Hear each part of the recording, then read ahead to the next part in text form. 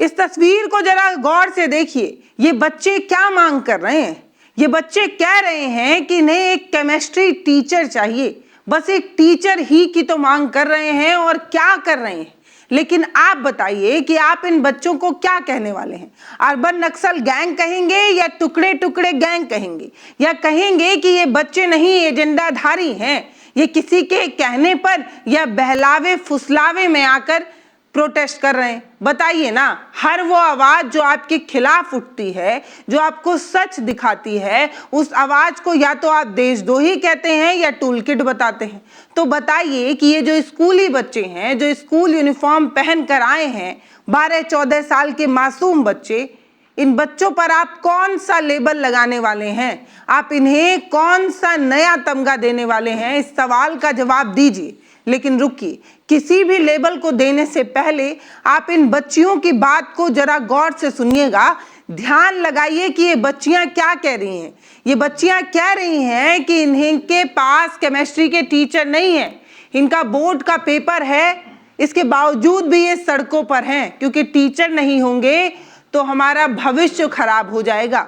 इतना ही नहीं, ये बच्चियां बता रही हैं कि इनको तो टीचर नहीं ही मिल रहे हैं, साथ ही में जो इनके जूनियर्स हैं उनका भविष्य भी खराब हो रहा है। एक टीचर की मांग करते हुए लड़कियां जो हैं वो सड़क पर उतर गई हैं, अपनी बातें कह रही हैं। जरा इस वीडियो को ध्यान से देखिए।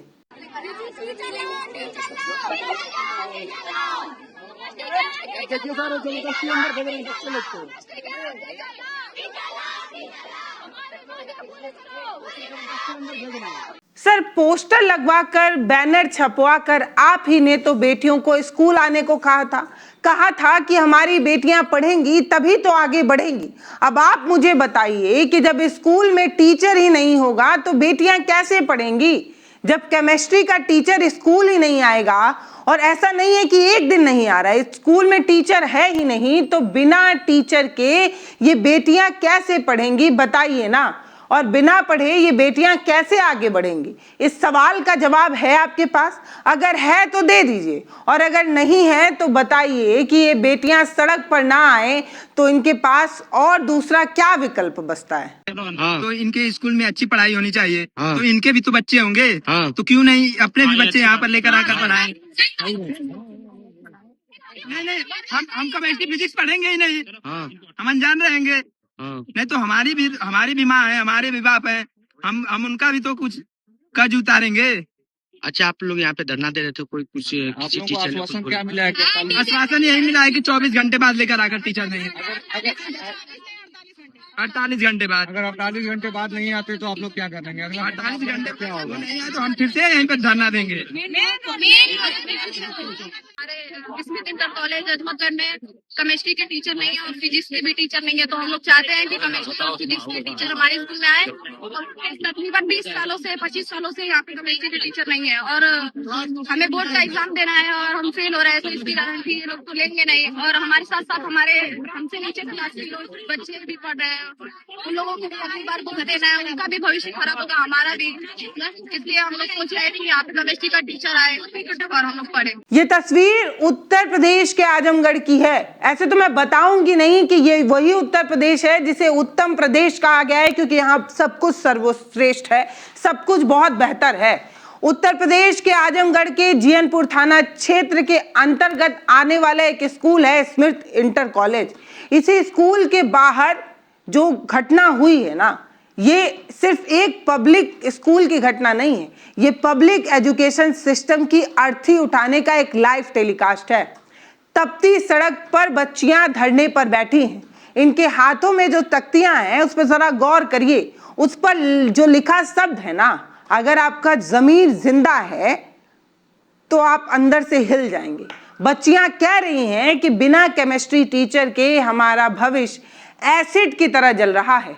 ये बैनर पर बेटियों ने अपने हाथ से लिखा है। सोचिए, जिस उम्र में इन बच्चों को लैब में जाकर एसिड की जानकारी लेनी थी, लैब टेस्टिंग करनी थी, एक्शन रिएक्शन को समझना था, उस उम्र में ये बेटियां सड़क पर बैठकर सरकार और सिस्टम के एसिड से अपना भविष्य जलता हुआ देख रही हैं। बोर्ड परीक्षा सिर पर खड़ी है और स्कूल में केमिस्ट्री का टीचर ही नहीं है। आज नहीं, कईयों सालों से इस स्कूल में टीचर ही नहीं है। जब ये बच्चे प्रशासन से सवाल पूछते हैं तो उन्हें पता है क्या मिलता है? उन्हें धमकाया जाता है और कहा जाता है कि ज्यादा मत चिल्लाओ। अगर तुम ज्यादा कहोगे ना, अगर तुम ज्यादा बोलोगे तो तुम्हें यहीं पढ़ना है। पता है इस तरीके की धमकी देने का क्या मतलब होता है? एक तो आप पढ़ाने के लिए टीचर नहीं दे रहे हैं, ऊपर से आप जब बच्चे सड़क पर अपने हक के लिए आवाज उठाते हैं तो आप उनका गला घोंटते हैं, उन्हें डराते हैं, धमकाते हैं और कहते हैं कि याद रखो तुम्हें इसी स्कूल में पढ़ना है। हाँ, उनको तो इसी स्कूल में पढ़ना है, पर आप ये जरूर याद रखिए कि आपकी ये जो धमकी है वो ज्यादा दिन तक चलने वाली नहीं है। आपको पता है ना कि ये जेन अल्फा है, ये वो पीढ़ी है जो स्मार्टफोन और इंटरनेट के दौर में पैदा हुई है।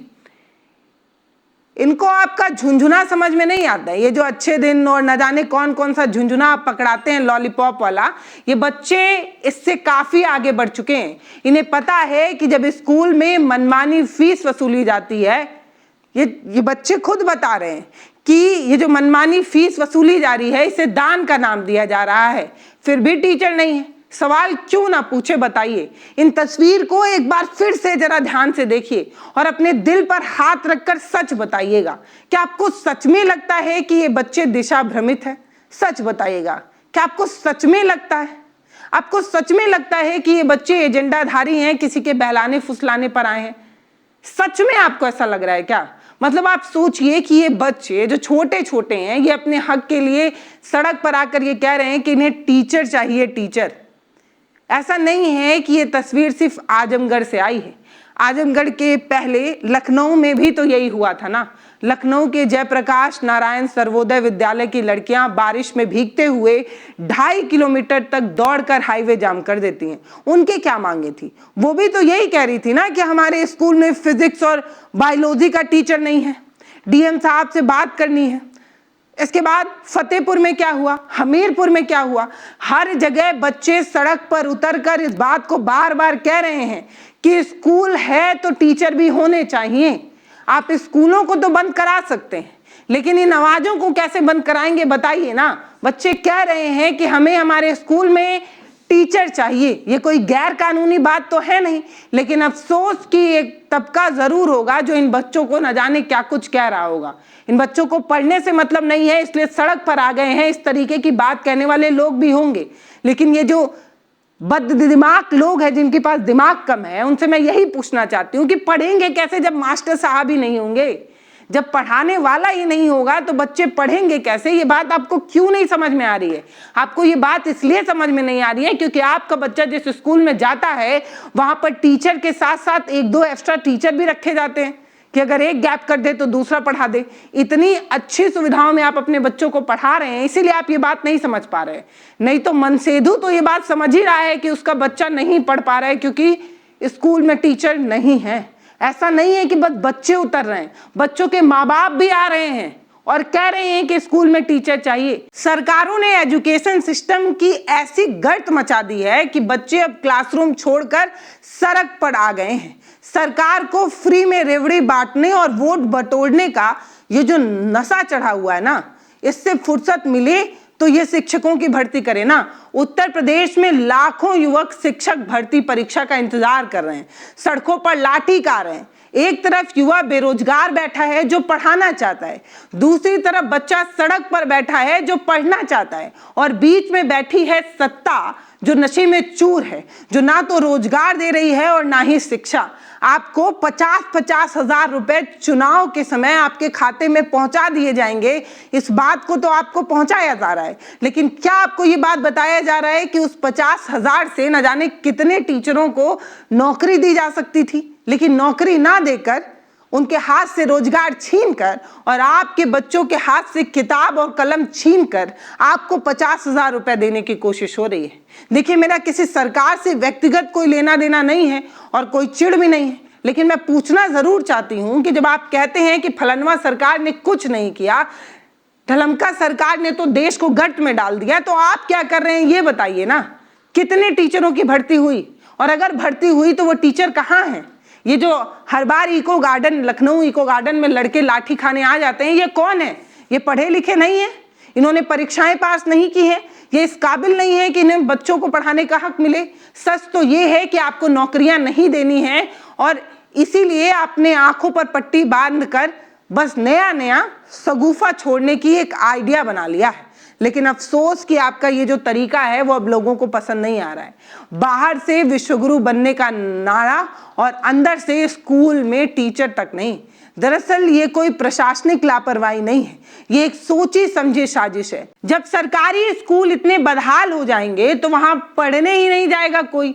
मजबूर होकर आम आदमी भी अपना पेट काटकर अपने बच्चे को प्राइवेट ही स्कूल में भेजेगा। और प्राइवेट स्कूल और कोचिंग सेंटर का धंधा कैसे चलता है ये तो आप जानते ही हैं। आपको पता ही है कि किस तरीके से, कैसे और किसको फायदा पहुंचाया जाता है प्राइवेट स्कूलों और कोचिंगों को आगे बढ़ाकर। देखिए, मैं फिर से कह रही हूं कि मेरा किसी पॉलिटिकल पार्टी से कोई लेना देना नहीं है, लेकिन सरकार आपकी है, आप सत्ता में बैठे हैं, कुर्सी पर काबिज हैं, तो इस सवाल का जवाब तो आप ही को देना होगा। पेंसिल के दोनों तरफ बेटी बेटा बैठा कर ये कह रहे हैं कि बेटियां पढ़ जाएंगी, लेकिन पढ़ने के लिए अध्यापक ही नहीं दे रहे हैं। अब जेन अल्फा का ये जो प्रोटेस्ट है असल में यही तो सच्चाई बता रहा है।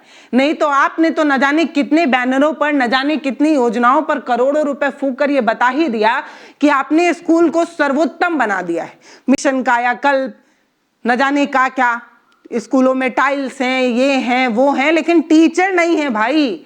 टीचर रहेंगे तभी ना, टीचर रहेंगे तो टाट पर भी पढ़ा देंगे, टीचर रहेंगे तो बिना पंखे के भी पढ़ाई हो सकती है, टीचर रहेंगे तो मान लेते हैं कि बिना बिल्डिंग के किसी पेड़ के नीचे भी पढ़ाई हो सकती है। लेकिन जब टीचर ही नहीं रहेंगे तो 5 स्टार होटल में भी पढ़ाई संभव नहीं है। फर्स्ट क्लास सुविधाएं देने के बाद भी पढ़ाई संभव नहीं है। ये बात क्यों नहीं समझ में आ रही है आप लोगों को? क्यों आप ये बात नहीं समझ पा रहे हैं? भैया, जो टीचर पढ़ाना चाहते हैं उन्हें नौकरी मिलनी चाहिए ताकि जो बच्चा पढ़ना चाहता है उसे टीचर मिल सके। इसमें कोई रॉकेट साइंस वाली बात नहीं है, ना ही पीएचडी करने की कोई जरूरत है, लेकिन बस इतनी मामूली सी बात सरकार को समझ ही नहीं आ रही। सच तो ये है कि स्थिति सुधारने की बजाय सच पर पर्दा डालने की आदत बन चुकी है और आदतन इस तरीके का काम हो रहा है। अगर सच पर पर्दा डालने की आदत ना होती तो इस खबर पर गौर करिए। राजस्थान के भजन लाल शर्मा की सरकार और उनके जो शिक्षा मंत्री हैं मदन दिलवार, उन्होंने रातों रात शिक्षा विभाग से एक आदेश जारी कर दिया। इस आदेश में साफ लिखा था कि सरकारी स्कूल में बिना अनुमति के किसी भी बाहरी व्यक्ति का प्रवेश वर्जित है। स्कूल के अंदर photography, videography, audio recording, interview, live streaming पर पूर्ण प्रतिबंध रहेगा। ना फोटो खींचा जाएगा, ना वीडियो बनाया जाएगा, ना इंटरव्यू किया जा सकता है। ले देकर किसी भी तरीके से सच्चाई बाहर नहीं आनी चाहिए, इसका पूरा बंदोबस्त करने की कोशिश की गई।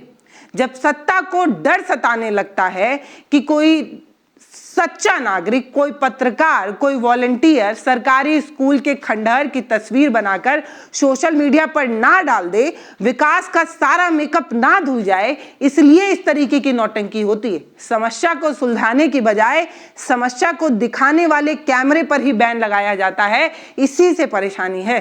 असल में आप चाहते ही नहीं है कि सिस्टम सुधरे, आप चाहते ही नहीं हैं कि बच्चे को किताब मिले, वो पढ़े और उसकी जिंदगी से अंधकार रूपी जो कलंक है वो मिट सके।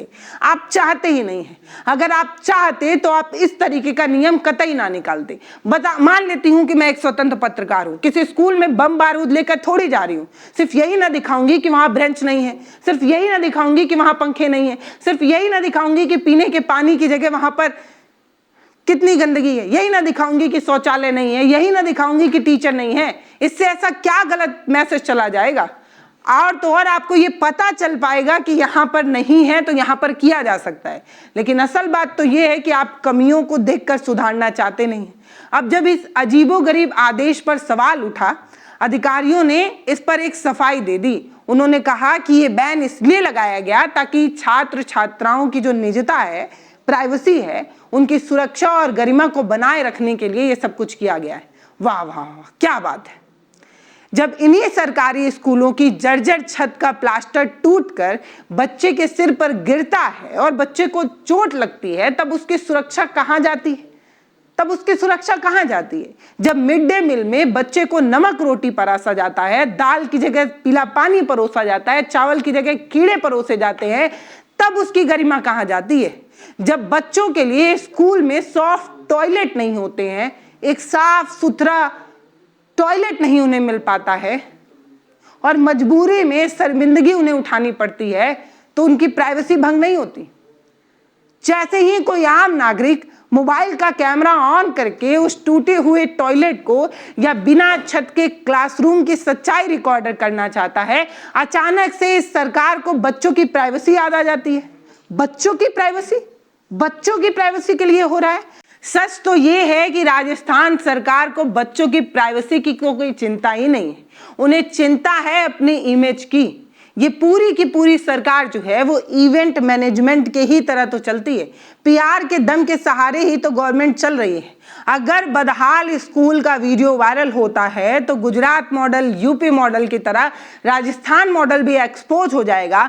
इसीलिए ये नियम बनाया गया है, इसीलिए उन्होंने स्कूल को एक किले में तब्दील कर दिया है, ताकि बाहर की जो सच्चाई है अंदर ना जा सके और अंदर की बदहाली बाहर ना आ सके। इसीलिए उन लोगों को रोक दो जो स्थिति सुधारना चाहते हैं, जो जमीनी हकीकत पर काम करना चाहते हैं।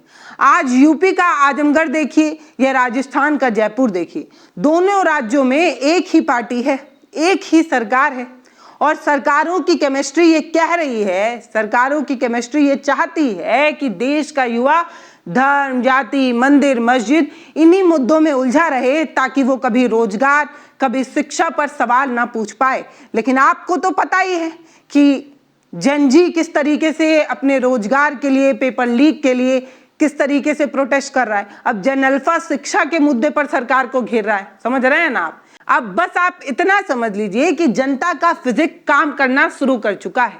हर एक्शन का एक इक्वल ऑपोजिट रिएक्शन होता है। सरकार ने जितना शिक्षा को दबाने की कोशिश की, जन अल्फा ने उतनी ही ताकत से सड़क पर बाउंस बैंक कर दिया है, उतनी ही शिद्दत से शिक्षा में जो बदहाली है उसकी सच्चाई दिखाने की कोशिश की है। आप याद रखिए, ये जन अल्फा है, ये वो पीढ़ी है जो इंटरनेट पर दुनिया की बेहतरीन एजुकेशन सिस्टम को देख रही है। वो जानती है कि दुनिया भर में किस तरीके के एजुकेशन सिस्टम को दिया जा रहा है और हमारे स्कूल की टूटी हुई छत, वो तुलना नहीं करते होंगे क्या? सरकार जो है वो ईडी, सीबीआई का डर दिखाकर विपक्ष के नेताओं को जरूर चुप करा सकती है, उन्हें जेल में डाल सकती है, लेकिन 14 साल के बच्चों को किस जेल में डालेंगे? क्या अपराध इन्होंने किया है? केमिस्ट्री के टीचर ही की तो मांग कर रहे हैं। ये वीडियो महज एक खबर नहीं है, ये वीडियो एक चेतावनी है उस सत्ता के लिए जो अहंकार में अंधी हो चुकी है। राजस्थान में कैमरे बैन लगाए जा सकते हैं और कैमरे बैन लगाकर क्या कर लेंगे? सच छुपता नहीं छिपाने से, ये सुना तो होगा ही आपने। कैमरे बैन कर देंगे तो क्या सच्चाई बाहर नहीं आएगी? सब कुछ सामने तो आएगा ही। अब दोस्तों आप बताइए, क्या आप भी मानते हैं कि आजमगढ़ में इन बच्चों की लड़ाई जायज है? अगर आप भी मानते हैं कि राजस्थान सरकार का कैमरा बैन एक डरपोक कदम है, तो अपना कमेंट बॉक्स में लिखिए, अपनी राय लिखिए। हो सके तो वीडियो को शेयर करिए, चैनल को सब्सक्राइब करिए। बहुत बहुत धन्यवाद। हमारे वीडियो का नोटिफिकेशन सबसे पहले पाने के लिए प्ले स्टोर से हमारे ऐप भारत एक नई सोच को अब इंस्टॉल करें।